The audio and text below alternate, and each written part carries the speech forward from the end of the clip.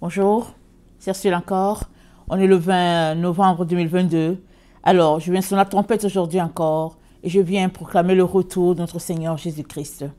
Amen. Soyons tous bénis et que sa joie soit notre force en ce jour. Alors, je viens apporter un message que j'ai reçu le 16 novembre 2022. Amen. La séduction des lèvres, c'est se donner à la fornication. Amen. Alors, j'étais dans mon temps de méditation et bon, j'ai choisi de lire Proverbe 5. Amen. Parce que d'habitude, il y a des passages que je lis à tous les jours et Proverbe 5 ne fait pas partie de ces passages-là. Amen. Donc, c'est arrivé tout simplement que j'ai dit aujourd'hui, je vais lire Proverbe 5. Et dès que j'ai commencé à lire, le Seigneur m'a parlé. Il m'a donné le chiffre 1608. Amen. Dans la concordance grecque. On va regarder cela. Alors, mais avant cela, je vais lire quand il m'a parlé. Amen. Au moment où il m'a parlé. Alors, Proverbe 5, le verset 3. C'est là que Dieu m'a parlé. Du nombre 1608. Proverbe 5, le verset 3. Je commence au verset 1. Mon fils, sois attentif à ma sagesse. Prête l'oreille à mon intelligence, afin que tu conserves la réflexion et que tes lèvres gardent la connaissance. Car les lèvres de l'étrangère distillent le miel, et son palais est plus doux que l'huile. Mais à la fin, elle est amère comme l'absinthe, aiguë comme un glaive à deux tranchants. Je vais m'arrêter là. Parce que c'est au verset 3 qu'il m'a donné le nombre 1608. Au verset 3, ça dit « Car les lèvres de l'étrangère distillent le miel, et son palais est plus doux que l'huile. » Amen. Alors évidemment, ici, quand on lit ce proverbe, tout de suite, on pense à la relation entre un homme et puis une femme non mariée, ou bien un homme marié et une femme non mariée, etc. C'est-à-dire que dès qu'on lit le proverbe 5, ça nous renvoie tout de suite à l'infidélité, en tout cas à la séduction physique de deux personnes. Amen. Mais le Seigneur m'a arrêté afin de parler de la séduction spirituelle. C'est-à-dire de l'adultère spirituel, la fornication spirituelle que ces enfants aiment. Amen. Ces enfants se réjouissent d'être égarés, en train de pratiquer une autre doctrine, en train de marcher après un autre Dieu. C'est de ça que Dieu est en train de parler. Amen. Aujourd'hui. Amen. Alors, donc, je suis allée lire, ou bien j'ai fait des recherches, voilà. Comme il m'a donné le 1608, c'est dit que c'est se donner à la fornication. C'est-à-dire c'est choisir de marcher dans la fornication, dans l'adultère, loin de Dieu, au fait. Alors, donc, le verset commence par « Mon fils, prête attention à ma sagesse. » Non, mon fils, sois attentif à ma sagesse. Prête l'oreille à mon intelligence. Amen. Alors, je vais montrer l'arbre séphirotique. Voilà, on va regarder ce qui se passe sur l'arbre. Amen. Vous vous rappelez que j'ai parlé, c'est pas moi qui ai amené, c'est l'enseignement qui vient de la base, amen, des Israélites. Alors, il y a 10 attributs qui sont de Dieu qui sont aussi retrouvés en nous. Amen. Il y a plus que cela, n'est-ce pas? Mais il parle de 10 attributs de Dieu qui sont aussi dans nous. Le premier attribut qui est la couronne, le Keter. Amen. C'est Dieu qui envoie la lumière dans le cœur de quelqu'un. Et cette lumière, elle s'exprime en nous sous forme de chokma ou bien hokma, dépendamment de la personne.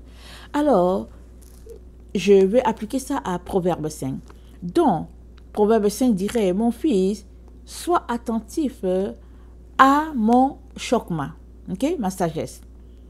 Prête l'oreille à mon intelligence, à mon bina, ok. Donc, on va s'arrêter juste sur ces deux mots-là. Regardons sur l'arbre, n'est-ce pas?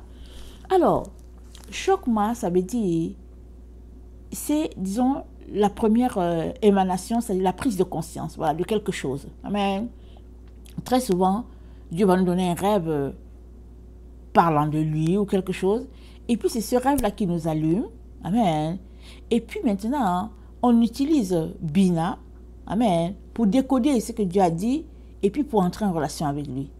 Sachez que c'est toujours Dieu qui va nous chercher. Ce n'est pas nous qui cherchons le Seigneur. C'est Dieu qui va toujours nous chercher en nous envoyant sa conscience, sa lumière, qui est une prise de conscience. Amen. Alors, donc, Dieu nous dit d'être attentif à Chokma et puis d'utiliser Bina pour décoller ce qu'il est en train de dire.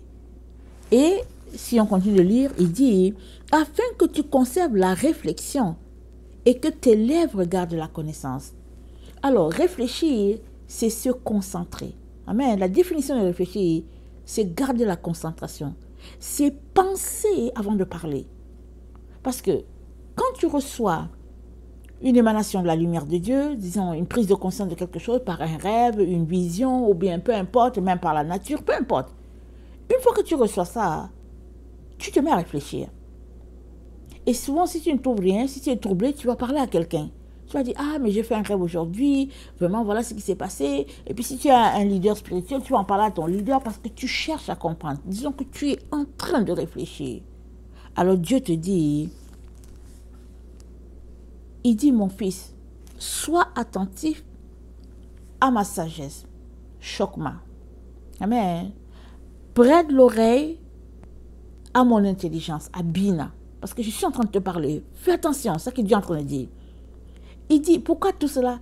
Il dit, pour que tu te mettes à réfléchir, afin que tu conserves le flot de la réflexion, toujours en direction de Dieu, pour que tes lèvres gardent la connaissance. Tes lèvres vont garder la connaissance comment? C'est en confessant les versets de la Bible. C'est en confessant ce que Dieu a dit. Amen. À quelque part, je ne sais pas si c'est dans le livre d'Hébreux ou de Romains, c'est dit, Dieu a parlé afin que nous aussi on puisse parler. Amen. Dieu dit, mes voix ne sont pas vos voix, mais mes pensées ne sont pas les vôtres. Amen. C'est sûr que ce n'est pas les nôtres. Et si nous voulons faire des pensées de Dieu les nôtres, nous sommes appelés à marcher sur ce qu'il nous dit. Nous sommes appelés à confesser de nos lèvres ce que notre Dieu dit. Alors, à force de confesser, de répéter ce que Dieu nous dit, on devient, on intègre la pensée de Dieu à notre personne. Amen, à notre être. Amen. Donc, quelqu'un qui réfléchit, c'est quelqu'un qui n'est pas en train de parler. Amen. Quand tu réfléchis, généralement, tu ne parles pas. Tu es là, tu cherches la solution, tu réfléchis, tu entres en profondeur. Et Dieu nous dit, les lèvres, il dit, tes lèvres doivent garder la connaissance. Tes lèvres à toi doivent garder la connaissance pour ne pas tomber en relation avec les lèvres de l'étrangère. Amen. Parce que les lèvres de l'étrangère, c'est pour te perdre. Alors, pour que tu ne sois pas perdu, pour que tu ne sois pas égaré par l'étrangère, il est très important que toi déjà, en partant, tu puisses utiliser tes lèvres pour garder la connaissance. Amen. C'est ça que Dieu est en train de nous dire. Et puis, il dit, ces enfants aiment la fornication. C'est-à-dire que ces enfants aiment les lèvres de l'étrangère. Amen. Et ici, comme j'ai répété, on est en train de parler de doctrine de Christ versus la fausse doctrine. Alors, la fausse doctrine serait les lèvres de l'étrangère. Et la fausse doctrine, elle véhicule un confort pour notre chair. Amen. Alors, généralement, on est dans la fausse doctrine. Pourquoi? Soit par ignorance, on ne sait pas. Et si tu ne sais pas ce que tu cherches, n'est-ce pas? Tu ne sais pas. On t'a dit, voici comment venir à Dieu. Ok, d'accord, on te l'a dit. Mais depuis que tu as le Seigneur, Combien d'heures tu as passé à chercher le chemin de la vérité? Ou bien es-tu tout simplement confortable dans la religion que tu es en train de pratiquer maintenant, alors que ça n'a rien à voir avec la doctrine de Christ, par exemple? Alors Dieu nous dit de faire attention aux lèvres de l'étranger parce que ces lèvres sont là pour nous perdre. Amen. Alors je situe la base et il dit ces lèvres sont là pour nous perdre et généralement quelqu'un qui est adultère spirituellement, amen, non, quelqu'un qui est adultère physiquement, c'est parce qu'il est d'abord adultère spirituellement. Amen. Il faut très bien qu'on comprenne cela. Parce que adultère, c'est adultère, n'est-ce pas? Fornication, c'est fornication. Mais entre les deux, la fornication physique, ou bien l'adultère physique et l'adultère spirituel, disons-le comme ça, entre les deux, l'adultère spirituel est plus grave. Parce que tant et aussi longtemps que tu n'as pas réglé ton problème d'adultère spirituel, tu seras toujours adultère physique. Amen. Tu arrêtes d'être adultère physique le jour où tu arrêteras d'être adultère spirituellement. Et adultère, ce n'est pas juste le fait de se lever et d'aller vers une autre femme. L'adultère, ça peut être que c'est à travers la télévision. Ça peut être à travers ta tablette, à travers ton cellulaire. Ça peut être juste que tu es en train de marcher et puis tu es adultère avec tes yeux. Parce que Jésus-Christ a dit, celui qui regarde une femme pour la convoiter dans son cœur, il a déjà commis l'adultère avec elle. Donc l'adultère, ce n'est pas le fait que tu te retrouves sur un lit avec quelqu'un. Ce n'est pas ça seulement. Ça, c'est l'extrême. Mais si tu es adultère physique, va chercher à régler ton problème d'adultère spirituel. C'est là-bas. La source, elle est là-bas. Parce que tant et aussi longtemps que tu ne l'auras pas réglé, tu vas continuer tout simplement d'être adultère dans la vie. Parce que tu n'as pas réglé ton problème d'adultère spirituel. Parce que tu ne sais pas qui est ton Dieu. Parce que tu n'es pas allé couper les ponts. Amen. Avec les esprits qui t'attachent, qui te lient. Que ce soit les esprits de famille, que ce soit les esprits que tu as pris par-ci, par-là, tant et aussi longtemps que tu ne règles pas ton problème, amen, d'adultère spirituel, tu vas demeurer un adultère physique. Et Dieu ne veut pas cela. Voilà pourquoi il vient nous mentionner, il dit que ses enfants aiment la fornication. Amen. J'ai reçu le message le 16 novembre 2022 et j'ai reçu le message le 12 novembre à propos de Jésus-Christ qui est en train d'être flagellé. Amen. Alors, donc, quand le Seigneur me parlait, en disant que ses enfants aiment l'adultère spirituel, la fornication, quand il m'a parlé, quand il m'a donné 1608, tout de suite mon esprit a connecté au message du 12 novembre. Amen. Mon esprit a connecté. Parce que si vous vous rappelez, la vidéo, malheureusement, cette vidéo-ci va passer avant la vidéo du 12 novembre parce qu'au fait, je suis en train de faire un petit montage qui n'est pas encore prêt pour expliquer ce qui se passe dans le rêve que le Seigneur m'a donné pour tout le monde, d'ailleurs. Alors, donc, ce qui se passe, c'est que je disais que j'étais en train de lire Proverbe 5, le verset 3. Quand le Seigneur m'a donné 16:08, il m'a connecté à ce qu'il m'avait donné le 12 novembre 2022, où sa statue était en train d'être flagellée par 2 personnes. Amen. 2 personnes étaient en train de flageller la statue. Excusez-moi. L'un à gauche, l'autre à droite. Et il flagellait la statue tellement il ne voulait rien savoir de la statue de Jésus. Et pourtant, c'était juste une statue. Il ne voulait rien savoir. Il voulait la croix sans la statue dessus. Et ils ont pris la statue. C'est eux qui ont pris la statue, ils l'ont déposée sur la chaise et puis ils étaient en train de chicoter, de flageller la statue là. Ok? Je vous ramène juste dans le contexte. Alors, donc Jésus-Christ, donc, il fait un lien dans mon esprit avec les deux en disant que c'est un choix de commettre la fornication. C'est un choix de commettre l'adultère. Ces enfants, ils aiment ça. C'est eux, ils ont choisi ça. Ils ont choisi ça. Alors, donc,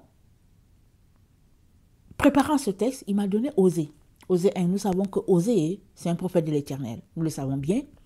Dieu lui a dit d'aller épouser une prostituée. Et vous savez que pour les Israélites, l'adultère, en tout cas, parce que c'est écrit, tu ne commettras point d'adultère. Donc, c'est quelque chose de vraiment... C'est un gros péché. Alors, oser, on ne l'a pas dans notre version, mais dans les versions... les autres livres qui accompagnent la Torah, c'est dit là-bas que, je pense peut-être dans le livre des Jubilés, je ne sais plus lequel, c'est dit que oser a plaidé devant Dieu. Pour savoir vraiment, est-ce que c'est ça? N'oubliez pas, il est prophète. Dieu lui dit que c'est ça. Donc, il allait trouver la femme pour lui dire d'être son épouse, mais elle était une prostituée. Donc, ça veut dire qu'elle va avec plusieurs hommes. Alors, elle lui a donné, elle va avec plusieurs hommes. Alors, le premier enfant qu'ils ont eu ensemble, il l'a appelé Gisraël. Alors, cet enfant était le symbole que Dieu allait les juger s'ils n'arrêtaient pas d'aller vers d'autres dieux. Vous voyez, l'adultère spirituel. Parce que lui, il avait une femme prostituée qui était là.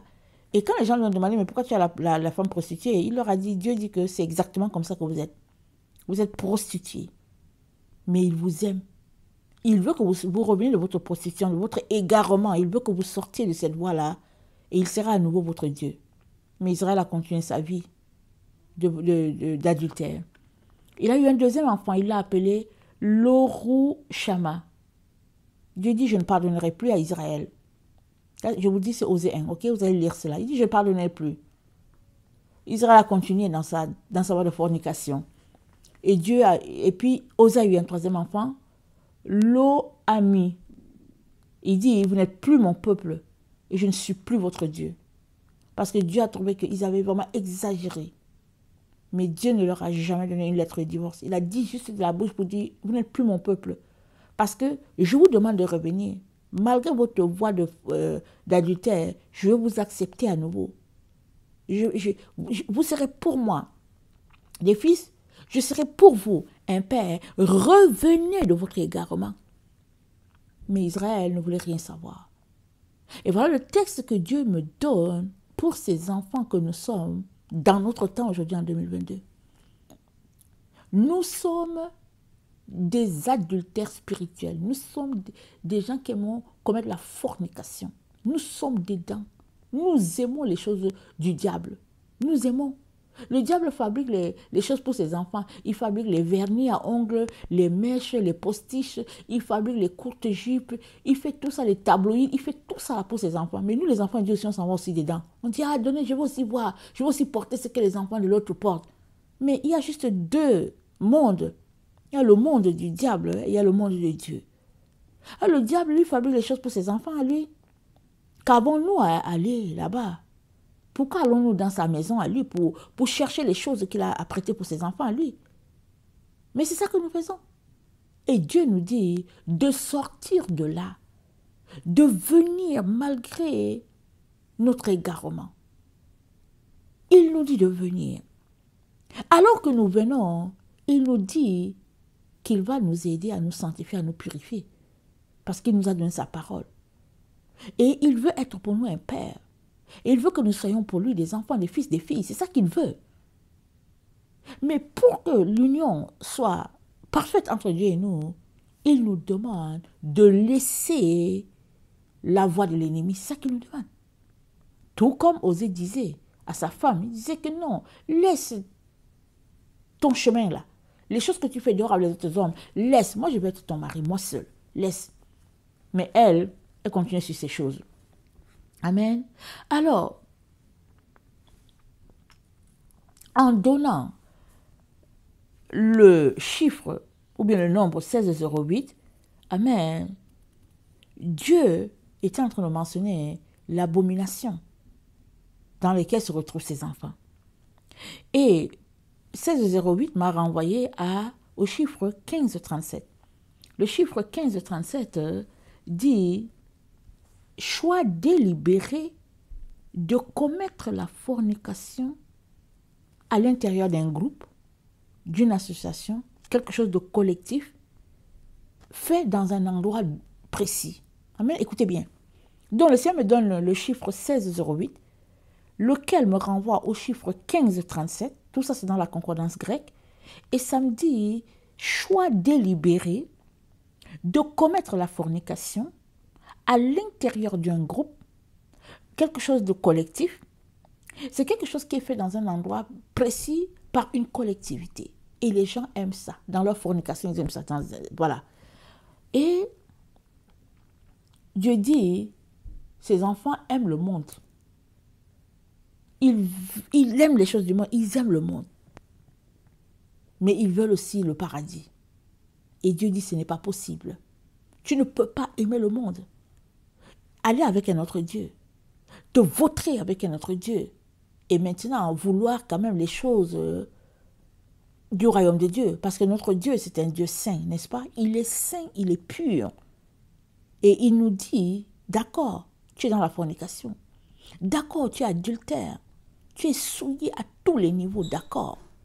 Mais je te demande de laisser tout ça devenir. Je vais te laver. Je vais te prendre comme mon enfant. Je vais te nettoyer. Notre part à nous, c'est quoi? C'est de venir. C'est ça qu'il nous demande. Mais sommes-nous prêts? Sommes-nous volontaires? Lisons Jude. Amen. Lisons Jude. Jude, il y a juste un seul chapitre. Donc voilà, il y a le verset 7. Du verset 7 au verset 11. Le verset 7, ça dit ceci. Que Sodome et Gomorrhe et les villes voisines qui se livrèrent comme eux à l'impudicité et à des vices contre nature sont donnés en exemple, subissant la peine d'un feu éternel. Malgré cela, ces hommes aussi, entraînés par leur rêverie, souillent pareillement leur chair, méprisent l'autorité et injurient les gloires. Or, l'archange Michel, lorsqu'il contestait avec le diable et lui disputait le corps de Moïse, n'osa pas porter contre lui un jugement injurieux. Mais il dit que le Seigneur te réprime. Eux, au contraire, ils parlent d'une manière injurieuse de ce qu'ils ignorent et ils se corrompent dans ce qu'ils savent naturellement comme des brutes. Malheur à eux, car ils ont suivi la voie de Caïn. Ils se sont jetés pour salaire dans l'égarement de Balaam. Ils se sont perdus dans la révolte de Corée. Amen, je vais m'arrêter là. Alors, Dieu qualifie, amen, ce qui se passe, amen, dans la vie de ses enfants, à ce qui se passe à Sodome et Gomorrhe. À ce qui se passe avec Balaam. Balaam était un sorcier qui savait qu'Israël avait était le peuple de Dieu, mais qui, pour un salaire, voulait livrer Israël. Amen. Il disait de sa bouche, il disait à Balak, mais non, je ne veux pas, non, c'est un peuple de Dieu, mais attends, je vais aller consulter Dieu. Jusqu'à ce que pour arrêter Balaam, Dieu a dû intervenir par l'âne. L'âne a refusé de bouger. L'âne a refusé d'aller de l'avant. Balaam s'est mis à frapper l'âne là. Il a frappé bien l'âne et puis l'âne lui a dit, mais pourquoi tu me tapes? Pourquoi tu me tapes? Est-ce que je t'ai déjà fait défaut un jour? Et finalement, Dieu a ouvert les yeux de Balaam. C'est comme ça que Balaam a vu l'ange de l'Éternel qui était là. Et Balaam a pris peur. Et Balaam a dit, je vais faire ce que tu vas me dire. Parce que l'ange de l'Éternel a dit, suis-moi. Et Balaam a vu que Israël était béni. Israël ne pouvait pas être maudit. Dieu l'a déjà béni. Il n'y a pas moyen qu'Israël soit maudit. Et Balaam a regardé et il a dit à Balak, la seule chose qui te reste à faire, c'est mettre sur leur chemin des pierres d'achoppement. C'est la prostitution, mets la prostitution sur leur chemin. Alors Balak a envoyé des danses nocturnes, il a sacrifié des viandes aux idoles, et le peuple, Israël, au clair de la lune, s'est perverti là devant la viande, les danses, et c'est comme ça que les démons sont entrés, et puis c'est comme ça qu'Israël a été livré. Pour un salaire, Balaam voulait le salaire. Il l'a fait. Amen. Et Israël s'est perverti dans la sexualité, dans les viandes sacrifiées, dans la fornication. Alors, il a dit à Balak que eux-mêmes tombent. Amen, c'est ça qu'il a dit à Balak. Mais Dieu sait que c'est lui qui est derrière. Parce que chaque fois que cette histoire est citée, c'est Balaam qui est cité. Il voulait l'argent, il voulait la gloire, il voulait les biens matériels que le roi Balak pouvait lui donner. Alors il a livré Israël. Et c'est la vie de plusieurs enfants de Dieu qui, pour les biens de ce monde, se pervertissent. Ils sont dans la fornication, l'adultère, les choses du monde, les voyages, le sexe, la télévision, les tabloïds, tout ce que le Père dit de ne pas faire, ils sont dedans. Et Dieu dit, il faut sortir de là, parce qu'on ne peut pas en même temps être enfant de Dieu et en même temps marcher dans le monde, dans sa perversion, ce n'est pas possible. Amen. Des personnes comme Balaam, il y en aura toujours sur la terre. Des personnes qui sont là pour faire tomber les autres. Des personnes qui sont là, qui voient ta lumière et qui sont jaloux, qui veulent juste bloquer ton chemin. Il y en a, c'est plein partout.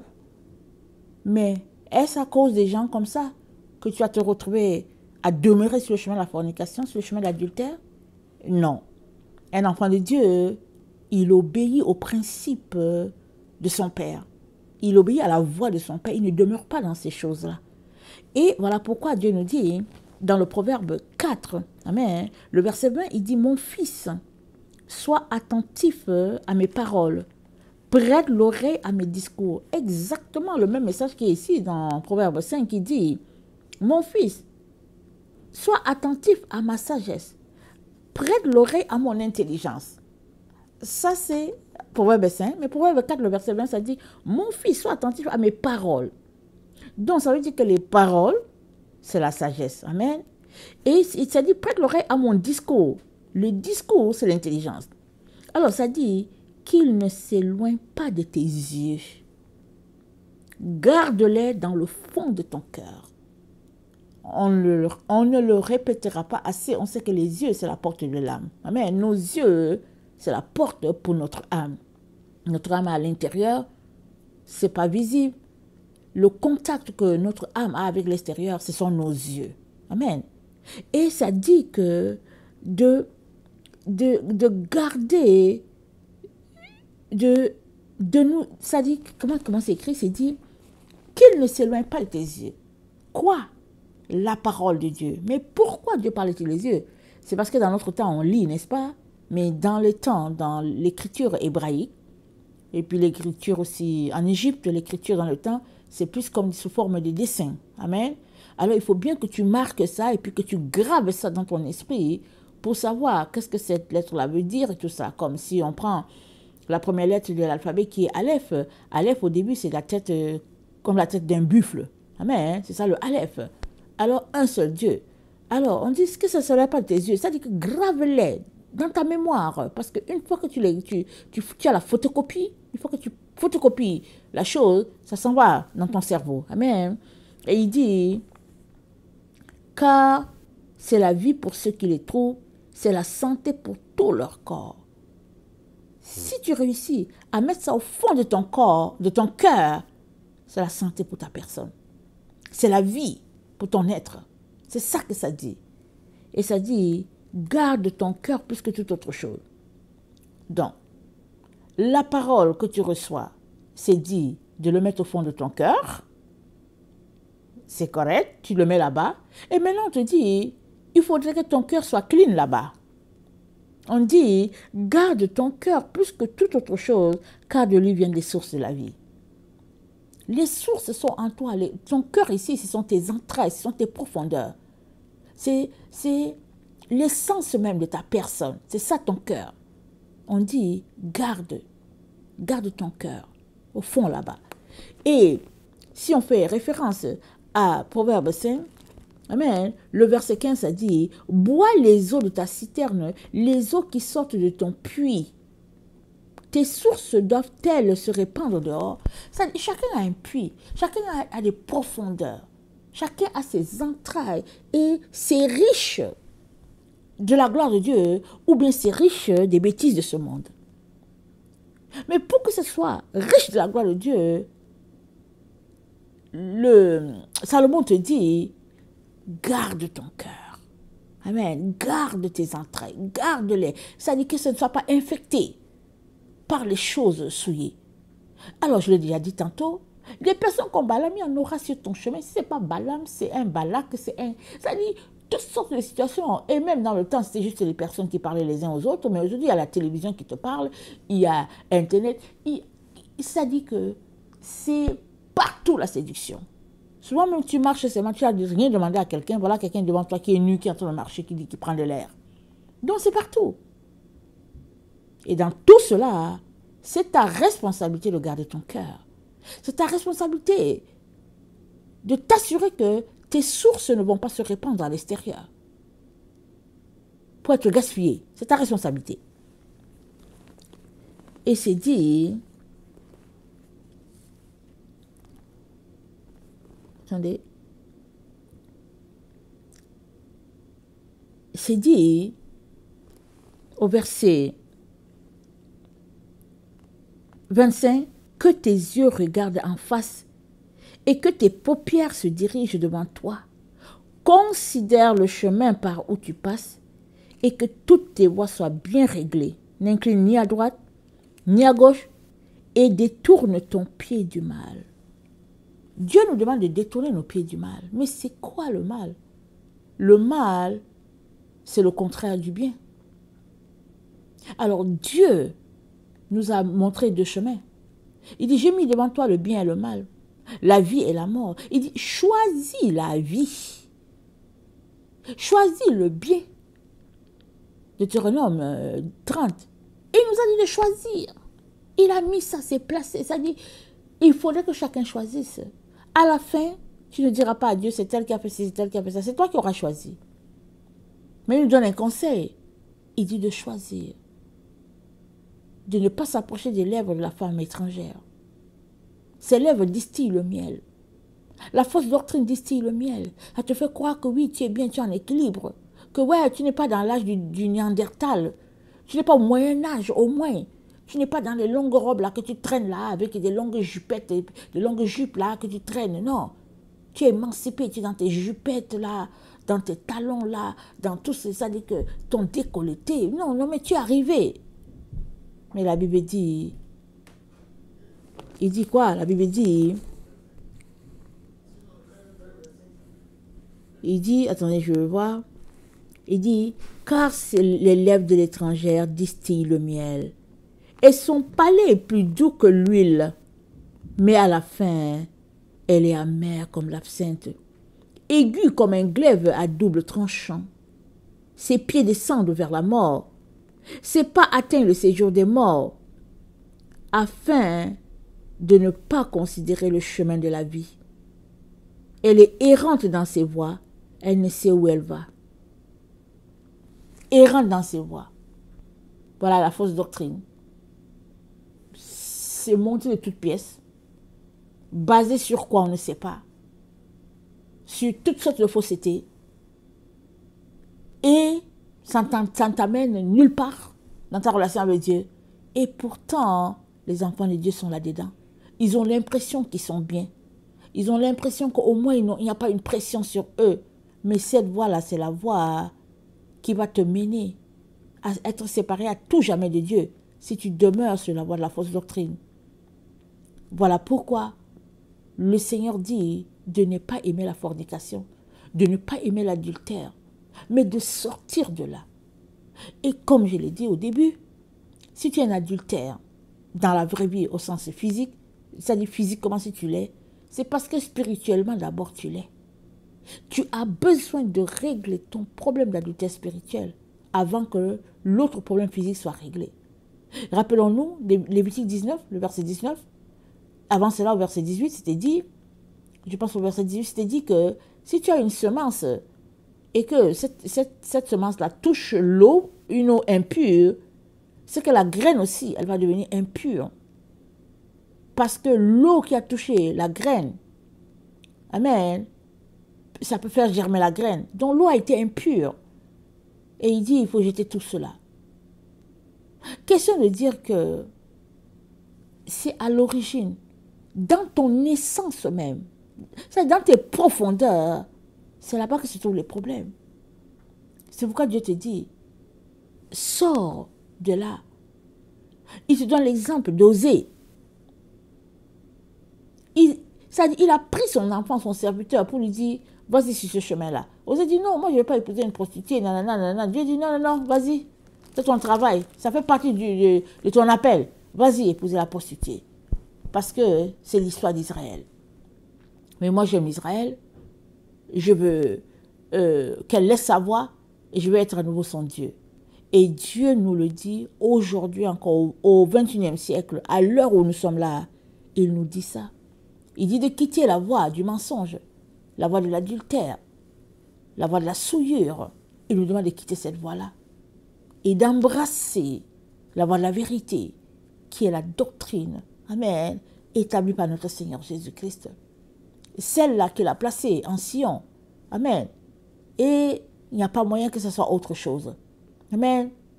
Je viens donc nous encourager à aller devant Dieu, dans les pleurs, dans les larmes, les supplications, lui demandant de nous aider à sortir de l'étau dans lequel nous nous trouvons, à sortir du labyrinthe dans lequel nous nous trouvons, à sortir de nos illusions, de notre fausse religion, à sortir de là. Crions à lui, il va nous aider.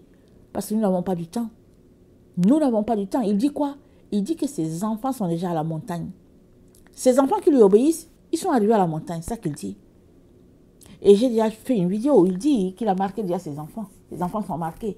Et ce qui prouve que tu es marqué, c'est que tu es en train de sortir tes pieds. Tu sors tes pieds de la vie de péché. C'est ça qui prouve que tu es marqué. Tu ne demeures pas dans l'idolâtrie. Tu ne demeures pas à suivre quelqu'un. Tu ne sais même pas si la personne est sauvée ou pas. Tu suis seulement quelqu'un. Tu es là, tu suis seulement les gens. Pour dire que ouais, c'est un bon pasteur. Ouais, c'est là. Ça, c'est l'idolâtrie. Jusqu'à quand tu vas continuer d'être idolâtre? Alors que Dieu veut tout simplement que tu lui appartiennes, lui et lui seul. Pourquoi? Parce qu'il t'a racheté à un prix, amen, et surtout, il veut t'amener, amen, dans la gloire, avec lui, vivre éternellement avec lui. Tu ne peux pas en même temps être avec Dieu et en même temps être idolâtre, suivre un autre Dieu qui n'a rien à voir avec le Dieu d'Israël. Dieu te dit donc, reviens de tes mauvaises voies. Tout comme il a aimé Israël et il est à nouveau avec Israël en train de la dépouiller pour qu'elle soit à lui comme dans le passé. C'est la même chose qu'il dit de nous. Mais c'est la même chose. Parce qu'il y aura un seul Dieu. Il y aura une seule doctrine. Il y aura un seul peuple. Il n'y aura pas plusieurs peuples. Là, dispersé, chacun dit non, moi je suis de ceci, moi je suis de cela. Non, mais moi je suis évangéliste, non, moi je suis catholique, non, moi je suis. Non, non, non, Dieu dit que non, non, moi je suis moi ici, là. Il n'y en a pas. Il y a un seul Dieu, une seule doctrine, un seul sauveur, un seul baptême, un seul esprit, le Saint-Esprit. Amen. Tout est un pour la gloire de notre Dieu. Alors, qui doit se conformer? C'est toi et moi qui devons changer nos voies. Ce n'est pas à Dieu de changer les siennes. Amen. Alors, je t'encourage à aller regarder le nombre 1608. Tu tapes 1608 / concordance grecque. Moi, je regarde toujours en anglais parce qu'en français, c'est pas tellement... il n'y a pas beaucoup d'explications. Hein. Il n'y a pas beaucoup de ramifications, voilà. Alors, je t'encourage pour pouvoir approfondir ce que le Seigneur a pour nous et surtout changer nos voies afin d'appartenir uniquement à notre Dieu, à lui être fidèle jusqu'au bout. Amen. Que le Seigneur bénisse sa parole. Je vous aime beaucoup et Dieu davantage. Maranatha, Jésus revient. Amen et alléluia.